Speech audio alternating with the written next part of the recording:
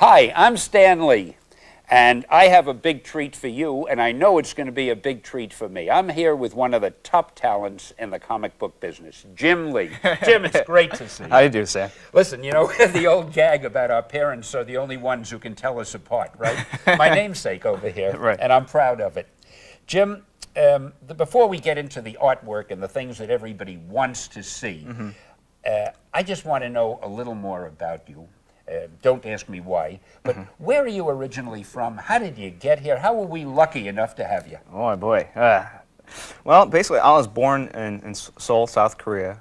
We moved here when I was 5, and I remember drawing from the moment I can remember anything. I just remember I was 4 or 5, and I had a woman as a tutor, and she would teach me how to draw. And you had a tutor who taught you to draw? Yeah, 4 or 5? Yeah, I remember working in oil pastels, and she said, start with a light yellow crayon, then work on with darker values and things like that. Wow.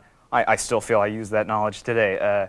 And then I took a lot of high school classes and things like that. I've always drawn and been pretty good at that. And then, as I got older and I had to be more serious about my life, I never really intended to become a comic book artist. I went to college and got a degree in psychology, and I was actually a pre-med when I was there, and something just didn't gel right. And I'm sorry you said you had a degree in psychology. I was feeling so nice and relaxed talking to you. Now I'm going to be all nervous and watching everything. I'm talking about psychology. That was biopsychology, experiments of rats and stuff. Is that what it is? Biopsychology? Well, there's I don't want to get too much into it, but there's cognitive and all these different fields within psychology. That's great. But you finally went legitimate and got into comics, well, right? Yeah, exactly. What happened was my senior year, you have to write a thesis to graduate, and to ease up on my workload, I took some drawing classes. I figured I can draw, and there's no homework or anything like that. It'll be a breeze. Yeah. And I found that those are probably the best classes I took at college. And my teacher was very encouraging and said, "Have you ever thought about an art career?" And that kind of got the idea in my head. And so after I graduated, I told my parents I was going to take a year off before I applied to medical school. The idea of 4 more years of school and all this training did not really appeal to me. And so I put together some artwork, and I went to a convention. I showed it to some editors at Marvel, and I got work. It took about 4 months. I was pretty fortunate. Pretty lucky for us that you went to a Marvel editor. I mean, you might have gone to just an ordinary person. The funny thing is that they were the only ones that gave me work. I showed it to a lot of smaller companies in DC and That's stuff. why they're smaller companies. That's right. There you go, Stan. Well, that's really great. Yeah. So ever since then, it's just been a roller coaster of a ride. And like this year has probably been the biggest year yet. And now, do you mind if I tell the people why this is one of the biggest years yet? This is really such an incredible fact. It's hard to believe. Years ago, and over the years in the comic book business, if a book sold 500,000 copies, or 750,000, or 1,000,000 copies for a comic book, I mean, that was phenomenal. Well, this man, Jim Lee, did the highest-selling, illustrated the highest-selling comic book of all time last year. He did X-Men #1, and Jim, I can't even tell him how many copies that book sold. I think we sold about 8.2 million copies. That was the latest count. 8.2 million copies of one comic book, and Jim, you've got to show the book. Well, we're still counting the results from Idaho and stuff. We got a lot of late straggler buyers. This is 3 of the 5 covers. I guess the other 2 are sold out.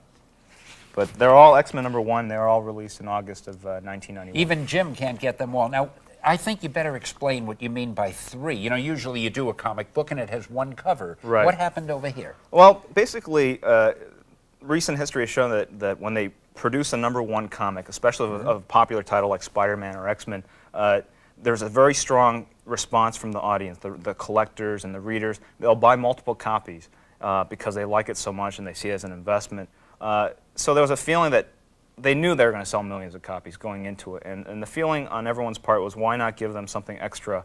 Instead of getting the same comic, we can give them different covers, and each issue actually has a different middle section, a different poster. I'll be done. So there's like different things in each one.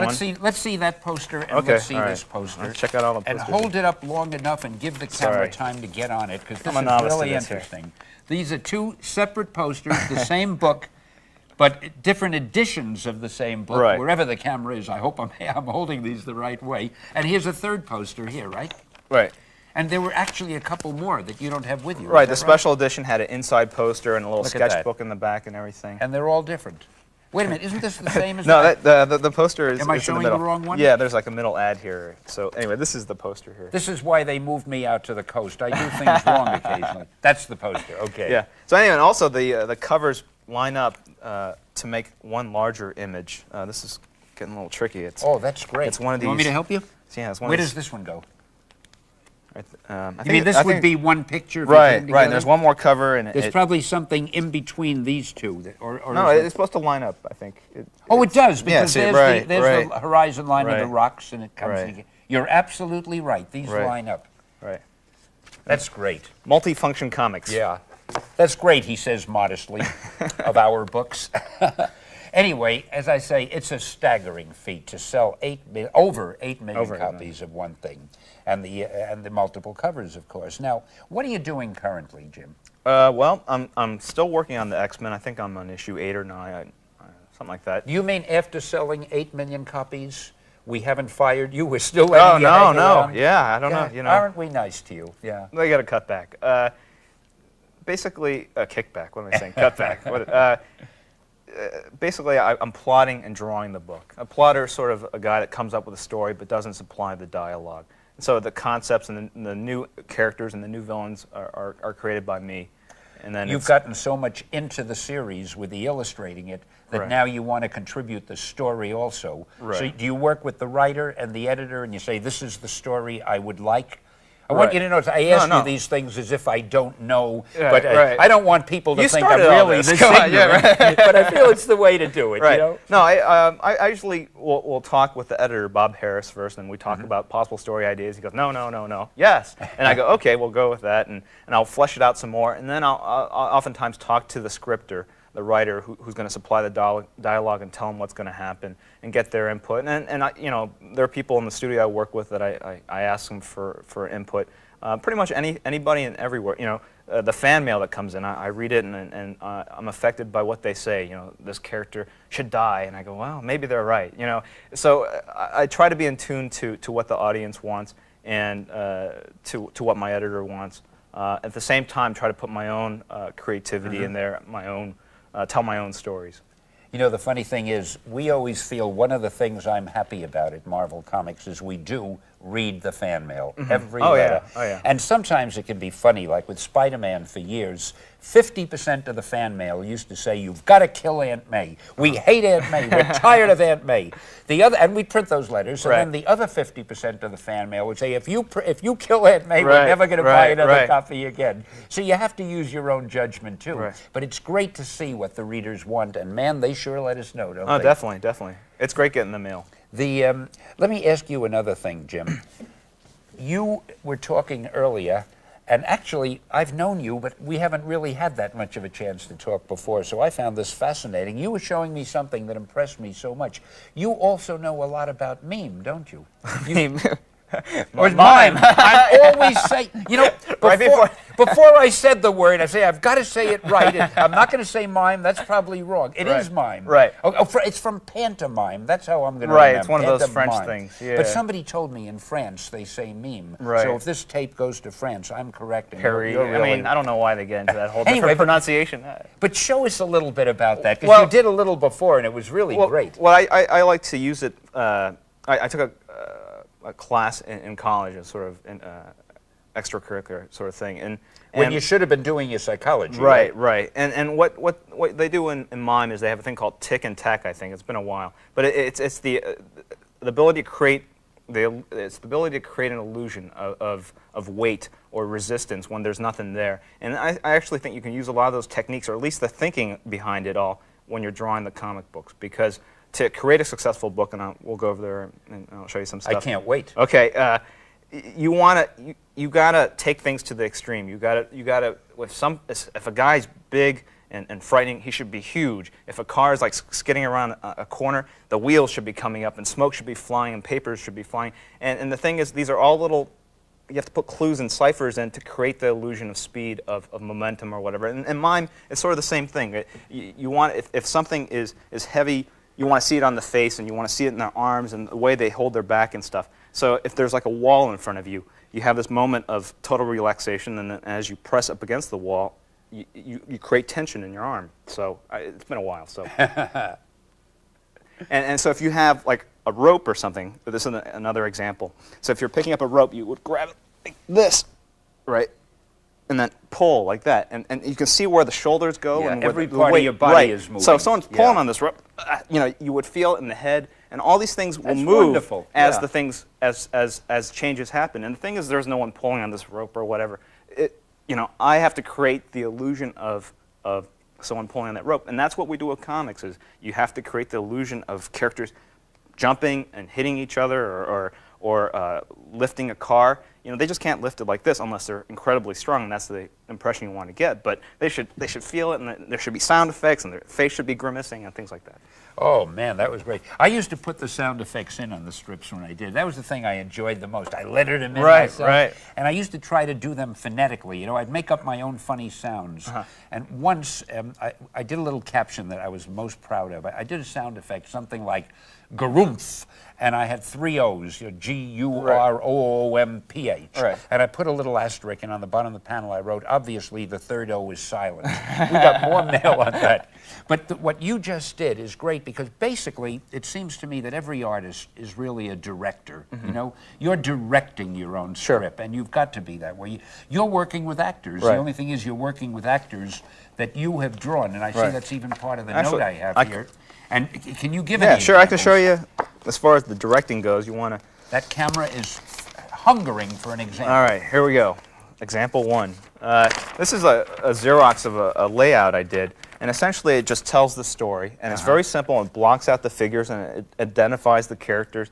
And I do just very quick gesture outline drawings, nothing too detailed, because at this point I'm just thinking about telling the story clearly, and also... and where it'll appear on the page. Right. And so, yeah, you are a director. You say to this guy, Sabretooth, you don't look frightened enough. Why don't you grimace a little more, and we'll put some sweat, beating up on your face or something like that, and then we'll maybe put some action lines. There are ways to sort of accentuate the drama or the tension. So the final image looks sort of like this. That's a heck of a difference. Yeah, well, I put a little more work into this. So, but the thing is... There he is with much more of a grimace than he had right over there, right? But you knew by doing that, that's my shorthand. You wanted it to that's sort of my shorthand grimace, so when I go back days later and actually draw it, I go, you should be grimacing. And then, I put all the special effects really short with shorthand here. And then later I'll go in and put a lot more lines and broken glass flying and all that stuff. That's sort of like special effects. But as far as the directing, this is where it all happens as far as a comic book goes. Because you're telling stories. That's what it all comes down to. When you say shorthand, that's a pretty good example, because basically, I guess, the original rough layouts you make, that is shorthand. Right. And it's just little notes so you know what happens, and then you go back and you put it in. Right. You put it in English or in drawings in this case. In many ways, the final drawing is actually not tedious, but it's just icing on the cake. But the hard part comes in doing this stuff. Well, I don't know. You're keeping me in suspense, and we're probably keeping our viewers in suspense. But I would say in about 3 minutes, we're going to get over to that drawing board, and you're really going to show how you do it. Let me ask you one question, though. How do you go, in your own mind, how do you go from the basic idea to the completed artwork? What goes on in your head as you do it? In 2 words. Right. Well, I visualize it, then I draw it. Take 3 minutes. All right. Well, when I read a story, or if I'm coming up with a story idea, I try to think of, since it's pictures, I try to think of images. What would be a good image? Locations and settings and things like that. You don't want the standard backgrounds and buildings. You want something fantastic. You want Absolutely. You want to excite the readers with stuff they've never seen before. So when it's hard to do this, of course. So I sit there and I kind of close my mind, or especially if I'm in the shower, I just let my mind wander, and I play the comic book in my head, and I see the characters run and down the hall, and I hear the dialogue and the special effects. It's like a little mini movie. And then when I get to that stage, that's when I start sitting down and jotting stuff down, and then moving scenes around and things like that. And then I would go from that and actually start doing the breakdowns like this, and hopefully it all fits within 22 pages, otherwise you're in trouble. Now, there are many artists in the business who can draw a strip. Right. But the kind of guy who can sell 8 million copies, he can draw it in such a way that every panel is exciting, and that whatever you're showing the ultimate of that. So it really gets to you. And instead of me talking, we're now going to show you drawing it. Okay. Why don't we go over there and do some artwork? All right, sure. I mean, I would like to do it, but since you're the guest, I'll let you do it this time. All right? If you insist. Why not? Listen, Jim, before we get started with the real heavy stuff, okay? Right. I think people might like to know, before you start drawing a strip, what is it you do? Do you do any mental gymnastics, any warming up? How do you approach it? I do, I'll do things like the equivalent of jumping jacks or something. Just loose little doodles, not finished drawings by any stretch. Like, for instance? Like, for instance, you're right. I should get to this. I'll just go in and I'll just go, okay, I'll just draw a couple hands, maybe they'll only have 2 fingers. It'll save me a little time here. Only 2 fingers, eh? Yeah, okay. Well, a lot of characters have 2 fingers. You make them look so good, the 2 fingers look right. Right, and then I'll go, okay, I'm done. But you lie to us, that's only 1 hand. Oh, you're right, right. Well, then, I'll do that, and then maybe I'll have like a fist or something like that. Just these are things that you'll use later when you do a finished page, and just like little bits to practice on. Practice your foreshortening. Let's say this is the guy's. Foreshortening. That's when it's coming right toward the reader, right? Exactly. The illusion of depth in a 2-dimensional plane here. It's okay. You got, and then do that kind of thing. Or these are just rough warm-up sketches. Right, huh? right. Just to get comfortable with the materials again. So you know that you haven't forgotten how to draw, because that is a fear among a lot of artists. Is like you wake up in the day and go, I've forgotten how to do it. I mean, you might wake up one morning, my God, I can't draw anymore. Something like that, yeah. I mean, because really, you don't know why you can draw better than the next guy, or whatever. So yeah, I'll just go in there and I'll just practice some of the things I do, like eyes and eyebrows and hands. And then you gain the confidence. You say, hey, I can still draw. Yeah, you warm up and you prime the pump. That's what they say. And that way, when you get down to the finished piece, you're not as stiff. The characters have a little more life to them, the drawings. I wanted to ask you that. Do you find the drawing, there's a rhythm to it, and sometimes you just feel the rhythm? Definitely. I think the most successful comic book artwork displays rhythm, because a lot of new kids, when they're starting out or whatever, there's a lot of stiffness in their drawings, and it's because they don't have the ability to do gesture drawings yet. And gesture drawing is simply just trying to capture. You better use that dark one, because that doesn't show to the camera, I think. Oh, well, this is what I would want the kids to do, is just something real quick like this, which is, it's a gesture, it's a movement, it's very abstract, okay? And then I would use that gesture in my final drawing, trying to capture that movement in that figure. And the way I approach it is, I look at their chest, and their chest cavity has a certain shape. That's the socket for the shoulder there. And then their pelvis has a certain shape like that. And so the leg sticks into that slot, right? It's fascinating, because when you first look at this, I have no idea what I'm looking at. And then after you join and connect a few lines, I can see the figure. Well, that's the thing. It's not a mysterious process. It's just a bunch of lines in relationship to one another, creating the illusion of an object. Wow. And so, but when you drew this, you knew what this was, and in your mind you knew this was coming? Yeah, when I drew the pencil line that served as sort of the guide for what I'm doing now, yeah, I knew it was a guy throwing something or punching something or maybe flying. I don't know. It's one of those. It's one of those things like. Jim, that's terrific. Right, and then you put the head in here. Okay, so I put the other arm down here. Okay, and then we'll blacken in this forearm here to create a little depth, so it's going back there, and maybe cast a little shadow here. All right, so you got the guy. Put a couple ribs here, tricep, elbow, whatever. Do you know the names of all the muscles and so forth? No, actually I don't. I'm not that good with the actual anatomy like that. I was never, it's like reading the dictionary looking at those anatomy books, because they just show the muscles in a natural, unflexed state. They're very stiff. You can learn how to do that, but when figures move, you don't see all those muscles like that. They change shapes and dimensions. So I was much more into an artist named George Bridgman, and his stuff dealt more with the shapes of body parts and how they interacted and how their interactions created movement within the character. So like this guy, like boom. for instance. All right, like for instance. I'm going to keep you drawing. Right, okay. Like for instance, An arm. I can think of like. Actually, I do know some of the names, but you got the. Well, I don't know what that is. I forgot. I've drawn a blank. But it belongs there Here's the right? bicep. Here's the tricep. Yeah. I think this is the deltoid. Is that right? I don't know. Then you got the forearm muscles here, and I've separated everything. And these are the shapes. And if you had to do one of those like computer design grids or something, you can sort of see what the shape. This is more like the biceps, more like a football, and this is more of like a sort of a triangular piece here. And at some point you're going to draw lines and it'll come together and it's right. really going to look like well, something. yeah, they're like sausages and you stick them all together like that. So, you know, boom. That would be... so when you're drawing this, are you thinking this? Oh, all the time. I think I see, even though I don't have these grid lines, I see this shape as having a volume like that. And this having a volume like that. And it's very easy that way. Once you know the shapes and volumes, you can put them all together and you can do the complex foreshortening. Because, for example, if you had like a saucer, and then you had a, I don't know, round shape like this, and maybe like a cone shape like this, and a triangular thing like that, if you kind of stack these on top of each other and do an upshot of that, you can draw an upshot of anything, I mean, a human figure, because basically the human figure is a series of different shapes like these put together. So let's put these all together and we'll do an upshot. So we'll see mostly the saucer from the bottom. We'll see a little bit of this. You know, I'll draw through here for everybody. And then we'll put that cone up there and then the triangle on top.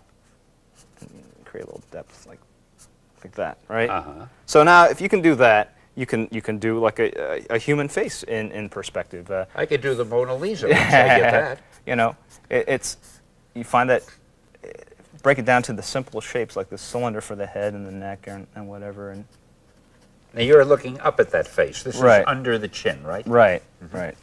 Kind of a... Just want to impress everyone what a wizard I am in perspective. All right, so you got that going. Give him some hair. Right, and to me, I see the triangular shape of this nose and the structure of the cheekbones like that, and the cylinder shape of the whole head and how the ears stick out here and the cylinder shape of the neck. Right, so if you can do something like this, I think it's a little more complex, but it's the same kind of ideas. And that way I can draw a head looking down on it, you know, because you have the nose just stick out like that. I can do it from the side, any angle I choose. And so in a sense, in my head, I've constructed the image, and then I can move my eye around the image and then draw it. Like if I have a side shot of a car, usually I can draw from any angle just by kind of extrapolating what the rest of the car looks like.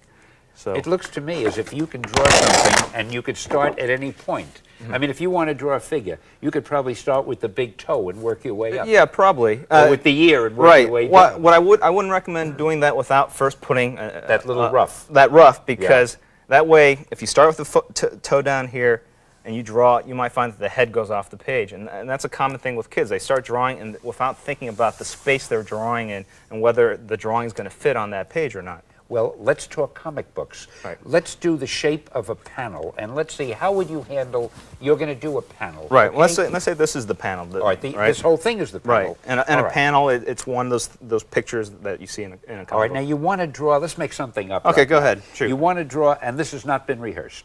In fact, I hope I can think of something that you want to draw. So you want to draw a superhero who is chasing a supervillain, and the supervillain is holding the superhero's girlfriend hostage. He's captured her. He's trying to escape. The hero is trying to get him. And the this villain is from Spider-Man 129. It very well might be. I think you did this. And the villain, wait a minute, it's not that easy. The villain is just about to jump out of the window with the girl because the villain can fly, and the hero has to get to him before he gets out of the window. Okay, so we're doing it from the outside of the building. All right. Well, that's no, it could be from the inside. From the inside. Okay. Oh, boy. Okay. All right. Well, what I think of first is I visualize a setting. Let's just say an office or something like that. Okay. Right. Now you can't see this, but let's see. You got to use that light pencil that the camera can't see. Right. Okay. Well, otherwise you're just gonna have all these lines. You're not gonna be able to tell when I come in with the marker and stuff. All right, I'm going to do something very... Everybody be patient. He'll be there with the marker any minute. I'm going to do something very clear, which is a straight-on perspective shot. And I mean, looking right at it. You're not up there and you're not down here. Okay. Well, the vanishing point, get too technical, but the vanishing points are like this, and we're looking straight on this wall. The wall's not at an angle to us. All right, so let's say we put the hero here. We put him in the foreground like this, and to create a depth within the character. We have him in the foreground. We're going to have maybe some furniture or something in the middle ground, and then we'll have the villain about to jump out the window there in the background there. And actually, even in the extreme background, we might even put some more skyscrapers. Actually, to establish the fact that they're in a city, we'll just put another window here, and we'll put a bunch of buildings. Gotcha. Right? So we got him over here, and is the damsel in distress. Although it could be a guy in distress, and this could be a superheroine. We don't That's wanna, right. They can be anything. In today's world. But you'd better do it the way I told you. Right, because I never want to deviate from the writer's script there. Okay, so I've got that. This is it. Now you've made your rough layout, and you know now where everything goes, and nothing will go off the page or off the panel. From this point on, I can relax now because all the work has been done. The thinking has been done. Right. And you don't like to think, so that's over. Right. So let's say start over here. I didn't mean that. Now we get the black pencil and everybody can see. This will be fun. Okay, let's see. Well, we don't have. Okay, I'll start with the ear. A lot of times I'll start with. Yeah, you've always been big at ears. Yeah. They talk about that in the bullpen. All right. All right, and that's the muscle of his neck there, and then okay. This is the hero you're doing, who's in the foreground. Right. He's got a big manly chin. Oh, is he ever? Yeah. And maybe we'll put like some lines. That's a shorthand for like I'm. He's tense and excited. He's tense. He's worried. Whatever. Okay, we'll give him some hair here. If it were an idea, there'd be a light bulb over his head. Absolutely. Okay, I'll give him some hair. It's funny, even with that short sketch, he looks powerful and somewhat handsome. Even as rough as it is. I give him a real thick neck and pretty much the I guess Roman features, which is sort of a bigger brow, a jutting chin. Well, you're lucky I'm sitting here, so you have sort of a model. Oh, there you go. Right. Okay. Okay, and then we got the shoulder here. Mm-hmm. And then, I don't know, tricep. I think that's what it is. You're good at elbows too. I've been noticing that. You know, you make it look so easy. That's the thing that really is amazing. Actually, it comes with practice. You know, I've drawn this a lot. I mean, hundreds of times. I guess. Not this one picture. No, but this kind of angle. I know. You know, every time I do a new shot, it takes a little more time. But generally, after the amount of work we do is very labor intensive. So after a while, you find that you've just drawn everything. You know. Yeah, there's probably very little that I could suggest that you haven't drawn in some form or other, right? Yeah, I've done a lot of different kinds of story. I've done aliens and outer space and inner city and ghettos and all that stuff. And we'll give him a cape. Okay. Well, he's a superhero. He's getting close to looking like someone. I know. We'll give him a glove. There we go. All right. All right. And then now maybe he's not Superman anymore. Right. Now you can mention it. It's all right, as long as it isn't him. Right. And then we'll put like a diamond thing that's just a design element or something like that. And then maybe a little rendering here. Okay. And then we'll put some back muscles in here, and then maybe a belt, and maybe the leg like that. I've always been good at drawing belts because apparently it's just two lines. That's right. But what I see with that is there's a cylinder here. There's like a disc. Like you were talking before. Everything is a basic shape. Right. And I've all these muscles here. All these muscles here have of which you don't know the names of. No, well, the arm ones are pretty simple. You know, those are the ones that hurt. When you said tibia earlier, that really impressed me. Well, you said something like that, tricep or something. Tricep, right? You can see what an expert I am. But like the back muscles, I have no idea what they do. But I'm not one of these guys that's a real stickler that you have to put every muscle in there. I think the most important thing is the shape of the form, the shape of an arm, the shape of these various things and how they interact with one another. Okay, so now we got him here, and actually maybe we'll put his hand here, right? Could you do me a favor? Could you give him a little beard, even though he's a hero? Well, just so that in no way does he look like any character that we may be familiar with. Right. Well, you know what? I'll tell you what. We'll put a little stubble here. Attaboy. There we go. Stubble's in these days anyway. All right. That's great. Okay. Now he looks villainous, but that's okay, because today's heroes, many of them are rugged and ambiguous they don't look all that hero. And I'll tell you what. Yeah. Well, we'll get the bigger marker and we'll give him a superpower. Yeah, you can energize his fist. I don't know with what, but and we'll put here these. I call these Kirby crackles. I think he got started. It creates the illusion or aura of energy. That's absolutely right. Yeah. And you can just go on for these forever. I mean, there are people that just will spend hours on this. But since we don't have hours, that's the shorthand here. And to make it seem like there is some movement where he's coming forward, I'm going to have this sort of trail back. See? Oh, so you know the hand had come from right, there. Right. And there's ways, if there was a guy here and he had walked through the room and he's smoking a cigarette, I'll show that smoke waft through back. And so you can tell that story. You can show that he moved through the room without actually drawing. It's interesting, Jim, the way you referred to this as shorthand, and this is shorthand. And in comic books, there are so many shorthand things that you do, these little dots and lines and speed lines that can tell a whole story without having to explain it. Right. I just felt I had to contribute something. No, you're absolutely right. I mean, if you distill it, all it is ciphers. You know, because there's no way you can replicate reality here, nor would you want to. Anyway, all right, now we got I'll jump to the villain because since I've already mapped in the background, I don't have to worry that it's going to work or not. You know it'll fit. I know it's going to work. I think.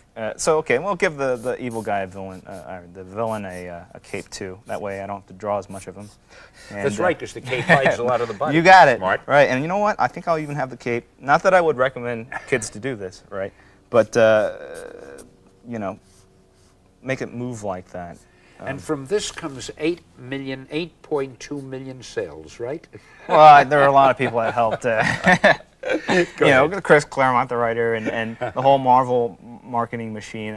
You know, Marvel's very successful in the comics marketplace. They know what they're doing. You get your payoff later. Right. Now, this is the villain who's got the girl. Right. And you know what? We're going to give him a lot of armor.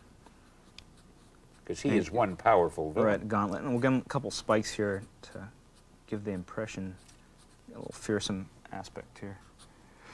All right, and then, I could cheat here and just give him a big bubble for a head or something. But no, you're not going to do that. Okay, right. Not with millions of people watching this tape. Okay, since it's a smaller drawing, I'll go to a finer pen here to do the detail on this guy's face here. But let's do that, and because we're in the '90s and it's a little hipper, we'll give him a ponytail, and what I really think makes for successful comics is pushing things to the extreme, like taking it over the top, taking things to the logical extreme. If there's a villain, he's got a ponytail. That hair should be blown in the wind, you know, and it should be longer than humanly possible or sanitarily possible. So we give the guy cosmetically possible. Right. And then we'll give him this evil grimace. I hope the camera can catch that. I hope that's dark enough, because that's really coming along beautifully. Okay. Now, in comics, when you draw, even though the books are in color, you draw in black and white, right? All our artists work in black and white, and then the coloring is done later by someone else, usually by someone else. And because he's a villain, we'll give him a mask or something like that. Villains really very often have masks, don't they? That's another bit of shorthand. Right. You know they're a villain. That's right. Unless it's a hero with a mask, then you totally confuse the reader. Okay. And villains also have big thighs. Huh? Big thighs, big boots. Makes them powerful. Big egos. Right. That's why they always lose. Sounds good to me. That's your psychological training. That's right. That's there, right. Absolutely. Okay. All right. Now we got the damsel in distress here. Oh, here. yeah. I'm waiting to see her. And let's say she's the Press secretary. Down hard enough so that everybody can see her. Right. We're waiting for her. All right. We'll make nice dark pen. All right. We'll make her the secretary of this guy. Whose secret identity, I guess, he's a businessman, and this is his secretary. He looks like your typical businessman. That's right. And no doubt about that. And he's secretly in love with her.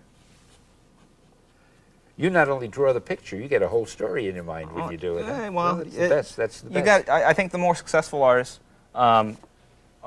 will think more than just, I'm going to draw this guy's story or whatever. They're gonna put more of their own personality into it and what they think would be neat in the story. I notice you have the villain miming. You're putting a little of your personality in. Okay, and then okay, she's gonna have this mini dress here. Well, there she is. You've almost got her. Yeah. Son of a gun. And then I'm gonna take this pen so I can do the finer detail of her face.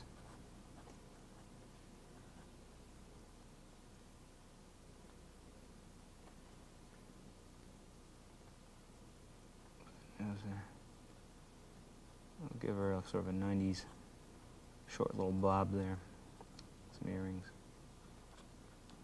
She's got these lines too. That's great. Okay, and then, all right. So you were able to do it. You've got the hero over here in the foreground. Right. You have, oh, I didn't want to interrupt you. You want to darken his ponytail. Right, right.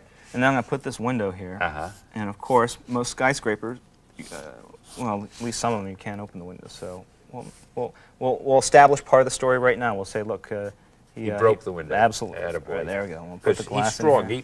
Even though it's unbreakable, this guy can break it. Right.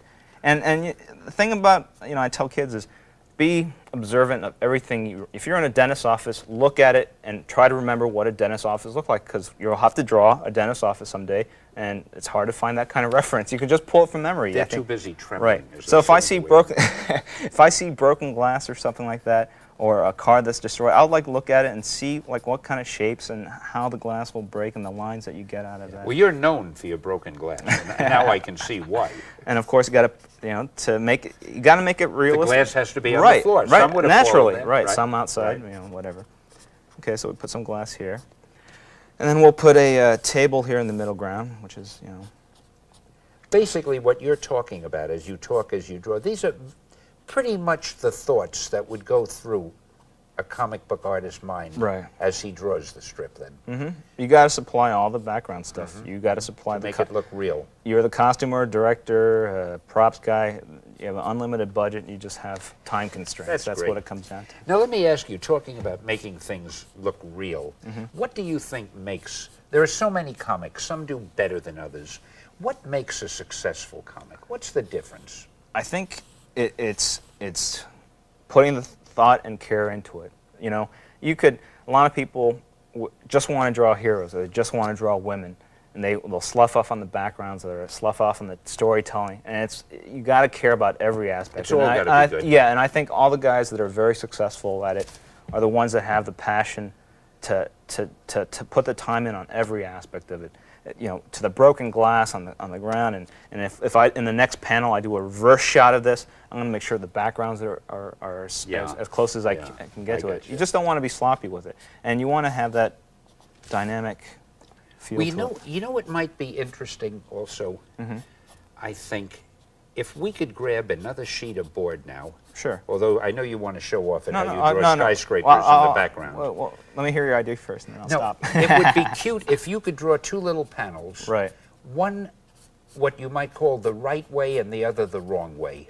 In other words, why is one successful and the other is just a drawing? Right. Now, I can't think of any particular pose at the moment. Maybe you can think of one. You're not going to let go of this. You're going to finish this. No. While you're talking, I'm listening. All right, I want you to be thinking also. Right. Okay? Right. I'm thinking now, already. On the next sheet, when you finish this, right, and after you've autographed it so that I can fight with everybody else to get it, on the next sheet, I want you to think of some very simple scene that you could draw quickly, and draw one version of it that would be adequate for most any other comic book company and with any other comic book artist, but then show how you would do it to make it really a powerful scene. Right. Can you do that, or am I asking? No. I know exactly. I can do something.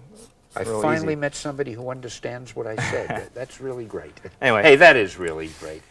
Actually, to make it seem like there's glass here is a little technique. Attaboy. There we go. And obviously it's a modern building, so this is the built-in fluorescent light that's right in the ceiling. Right, and I will put one there, but I think the word balloon would go there. So, or maybe we'll go here. You know what everybody would like to see, says he cagily? How do you sign your name? People would love to see your signature, because when I steal this, I want it to be on there. All right. How's that? It's very legible. Okay. Okay, and people will have to kill to get this from me. Okay. Now, let's see what that next one is going to be. 2 panels, okay. Bum, bum, bum. One is going to be adequate, you know, the kind that you might find that your beginning artist might do. And one will be a Jim Lee type. Actually, you know, like we were talking earlier. What is it we're showing? I'm going to have 2 guys talking to each other, okay? Right. It's a boring scene. Right. It's a talk scene. Unless they're you and me, of course. Absolutely. In this one, it's going to be very clear what's happening and everything, but it's not a shot. It's not an artistically pleasing shot. This one I'm going to play around with and create a little more depth in it and play around with the mood and put those little extra things which make those panels better. Gotcha. Right. And actually, I picked this all up from the book you did with John Buscema, How to Draw Comics the Marvel Way. And so there's nothing real new here, but it's fun to see it. Okay. Do your panel borders. Okay. You're also known for your borders, I might add. What am I not known for? All right. Okay, so let's say we got for being in a bad mood, I think. All right. Now, these are the 2 men talking. Right. You got a cigar here. Now, it looks like he's standing. Is he leaning on a table? Yeah, he's leaning. This is, because it's so small, it's just going to be a little shorthand. Fine. Here. So we're really talking layout. We're going to see a good layout and a bad layout. Or inadequate layout. Right. Well, this isn't awful. It certainly tells what's going on. It's very clear and everything. And actually, you might even want to do a panel like this to start with to establish a scene. I just, you know, I wouldn't do a whole story. It quietly. Right. I wouldn't do a whole story at this depth, which is a medium shot, at this kind of angle, which is straight on. But whatever. Well, now I'm going to tell you something. I find that when an artist is really as good and as adept as you, it is very difficult to draw something that isn't good. Because even though you're considering this fairly simple and uninteresting, I mean, that's really a beautiful layout, you know? It's concise, it's well balanced. But all right, now let's see how you're going to do to make it exciting. All right, I guess basically his boss is bawling him out. Yeah. And from the gestures, I don't get that sense. You know, you might have written that the fat boss is bawling out his underling here. Who is standing like this. Right, and this adequately takes it, tells the story, but it doesn't convey some of the emotional stuff that you want to carry through in your story. So in this one, I'm going to have the boss in the foreground. He's going to be much larger in the image, and he's going to be leaning in on the guy. The baller is going to be much bigger than the ballee. Right, and you can see I like to do a lot of stuff where I'm looking right behind the shoulder kind of thing. Right. You don't have to draw as much.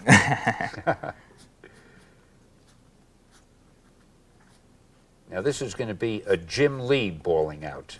Right. I mean, we're going to feel the pain of that guy who's being bawled out, right? Right. And of course, he's got a cigar with a lot of smoke coming out. I don't know if when you're writing and stuff, whether you like sound out the sound effects or whatever. Because like when I'm drawing, I go, you know, whatever, and I always make the grimace of the character. So when I'm drawing, absolutely, yeah, make even though I'm not drawing it, I'm making fate. My wife comes in all the time and says, "What's happening in here?" She hears the noises. All right. Okay. Okay, and then he's got.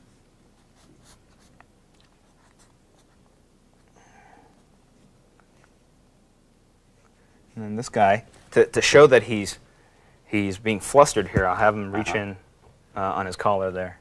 So he's got his finger in here. Trying to loosen his collar because it's getting very tight all of a sudden. It's getting tight. He feels the pressure. Hot in there. Yeah, absolutely, and the smoke is all over the place. And that smoke is another little bit of your little shorthand. Right. And I'll play with it and let it trail around like it's a living thing here. Because usually smoke just goes straight up. It's pretty boring. But you can take a license. You can take license with it and go, oh, okay, it's going to snake around like this.